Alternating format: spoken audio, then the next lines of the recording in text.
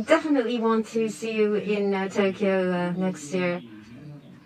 We have U.S. Senator and former U.S. Ambassador to Japan, Bill Hagerty, to talk to us. For those in Japan, Ambassador Hagerty is very well known. At the G20, he was ambassador of the United States to Japan, and he was in the media, and I'm sure everyone remembers his face. And he has long experience in business and experience in politics, and he's takes a strong stance against China. So what is your view on the China situation and how we should address China, please? 皆さん、こんにちは. Hello, everyone. Well, I will be with you in English tonight. First, I'd like to say what an honor it is to be with this group. Dan Schneider has been a friend for many years. Dan and Matt had the vision of working with JAIBA to put this together. And I'm so pleased to see the Japan Conservative Union coming together as it has. And I'm very honored to be supporting that right now. But I couldn't be more honored than to be with a great friend, Gordon Chang. Gordon and I have worked together before on CPAC. We've had this sort of engagement. I'm looking forward to doing it again with you, Gordon, my good friend. And I want to say a special tribute to KT McFarland. This is our first time to be together in this sort of forum, to be together at CPAC, KT. But you've been such a great friend, such a wonderful leader. You served our nation so well as our Deputy National Security Advisor. And the world suffered not having you as the U.S. Ambassador to Singapore, because you would have brought such strength to the region. And a little known fact is that KT and I attended ambassadorial training school together. I looked so forward to serving with her, and she was absolutely the top of our class and remains a strong voice on national security issues and diplomacy. And I am so honored to be with you. Tonight, I'm going to go back to my diplomatic roots, but I'm going to be a little less diplomatic than Secretary Pompeo, who talked about Japan as being among the greatest alliances. I'm going to say this because I have a very parochial perspective. Japan is the most important alliance to the United States of America. The U.S.-Japan alliance is the most critical alliance. The United States has more military stationed in Japan than any place in the world. Why is that? Because this is the most strategically challenged region in the world. We've got at our doorstep China that we're going to talk about tonight. But don't forget, we've got North Korea and Russia in the same area. This is an amazingly challenging environment.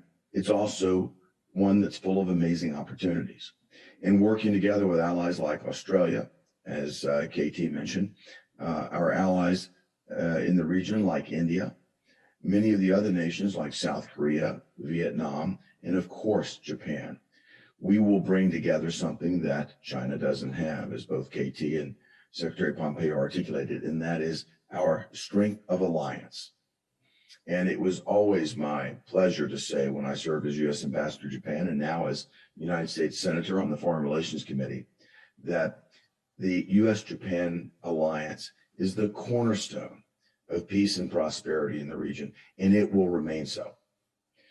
If you look at China's response to how our statements and how our alliance works, look no further than when former Prime Minister Suga came to visit President Biden in the first bilateral meeting between world leaders face to face. The statement that Prime Minister Suga put out, the joint statement that came out, that spoke out strongly about Japan's resolve toward Taiwan, stronger than before. I would have preferred to see it even stronger, by the way, but stronger than before, was met with a vicious response from China.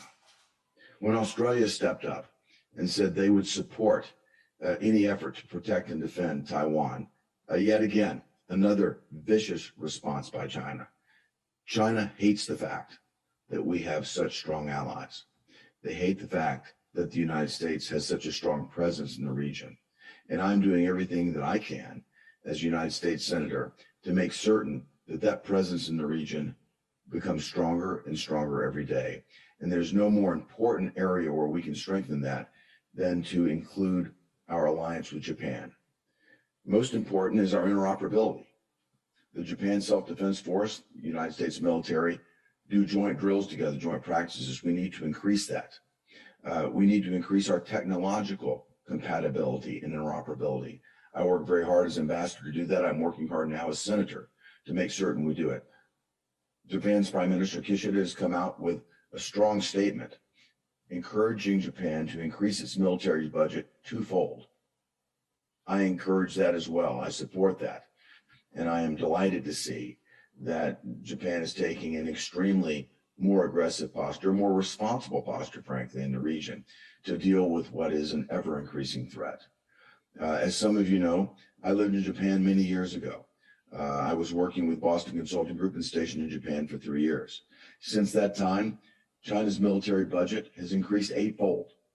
We need to realize that China is ramping up its presence at every level. They are predatory from a military basis, from a diplomatic perspective, and certainly from an economic perspective. And all of us in the business community, like me and so many of my friends in Japan, who have dealt with China from an economic standpoint as business people, know that China will not hesitate to steal our intellectual property. They will subsidize their champion industries to take an unfair competitive advantage, and they make it extraordinarily difficult to compete on their own turf. We need to level the playing field. We need to stand strong, and Japan is our closest ally in doing that.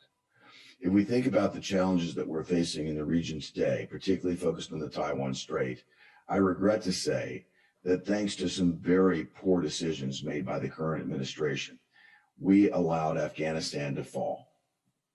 And as Afghanistan collapsed, I think it emboldened adversaries like China to step up efforts to harass, to step up efforts to advance their interests because they're concerned that America will not stand strong with their allies. Well, I'm here today to assure you that I will do everything in my power to make certain that we do stand strong. And I have every confidence that America will be there with Japan to stand as strong as ever. And while Afghanistan was a failure, the execution of the evacuation of Afghanistan was a failure. Please do not read into that any sort of lack of resolve on behalf of America, because we are dedicated to this region, we're dedicated to our alliance with Japan, and we are dedicated to defending our interest and our neighbors' interest in that region. Thank you.